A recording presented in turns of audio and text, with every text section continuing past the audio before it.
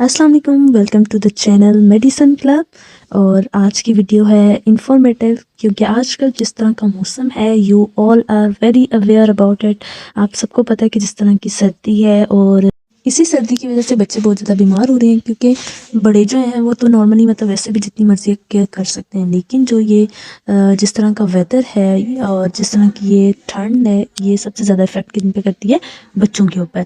और उसमें सबसे ज़्यादा कोल्ड फीवर और फ्लू जो है ये बहुत ही ज़्यादा कॉमन है कि मेन जो है वो बच्चों को सबसे ज़्यादा या तो फीवर हो जाता है या फ्लू हो जाता है, या बच्चों को जो है वो कोल्ड जैसे सिम्टम हो जाते हैं, मतलब ठंड लग जाती है बहुत सीवियर। और इवन डैड के नमूनिया जो है वो इस केस में या इस वेदर के अंदर बहुत ही ज़्यादा बच्चों पे इफ़ेक्ट हो रहा है। उसका बेसिकली सबसे तो पहला हल या पहला सोल्यूशन जो है वो तो ये है कि बच्चों को कवर करना चाहिए, और इस वेदर में सबसे ज़्यादा ख्याल बच्चों का रखना चाहिए ताकि बच्चों को प्रॉपर्ली कवरेज करें, बच्चों को सर्दी में बाहर ना निकलने दें। तो इसी सिचुएशन से या इस वेदर से सेफ रख सकते हैं हम बच्चों को। अगर मेडिकेशन की बात करें तो बहुत ज़्यादा मेडिसिन्स हैं बच्चों के फीवर के लिए, फ्लू के लिए या बुखार के लिए, नज़ला ज़ुकाम सब के लिए। उसमें आप जाते हैं, अगर बुखार के लिए करें तो कार्पोल 6+ आपको पता है, फेब्रोल DS या सिंपल पैनाडोल सिरप बेस्ट है बच्चों के लिए। इसी तरह ये आपको स्क्रीन पर नज़र आ रहा है एरिनेक सिरप, ये भी वेरी वेरी वेरी रिकमेंडेड है for cold fever and flu. ये भी बहुत ज़्यादा बेस्ट सिरप है।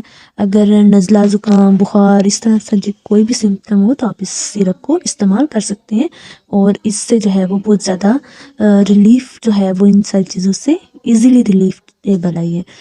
और एरिनिक सिरप भी जो है वो इसकी डोज और इसकी अकॉर्डिंग टू एज जो है वो सारा कुछ इसकी प्रिस्क्रिप्शन टाइप इसके अंदर भी मौजूद है, और इसकी बैक साइड पे कवर के ऊपर भी मेंशन होता है।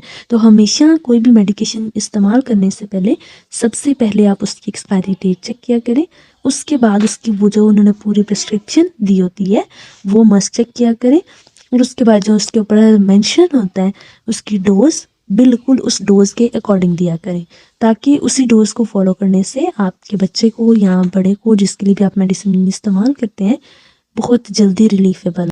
एरिनेक टैबलेट्स भी अवेलेबल होती हैं और सिरप भी अवेलेबल होता है, लेकिन फॉर एडल्ट्स आप टैबलेट इस्तेमाल कर सकते हैं, और फॉर चाइल्ड्स या छोटे बच्चों के लिए जो है वो आप सिरप इस्तेमाल कर सकते हैं।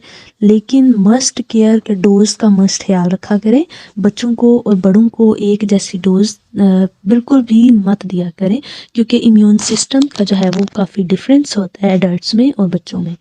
Be aware with all medications, और मेडिकेशंस के बारे में, ये मेडिसिन्स के बारे में अवेयरनेस हर एक को होनी चाहिए, क्योंकि आजकल हर बंदा अफोर्ड नहीं कर सकता, कंसल्टेंट फीसिस को नहीं अफोर्ड कर सकता, कंसल्टेंट चार्जेस को नहीं अफोर्ड कर सकता।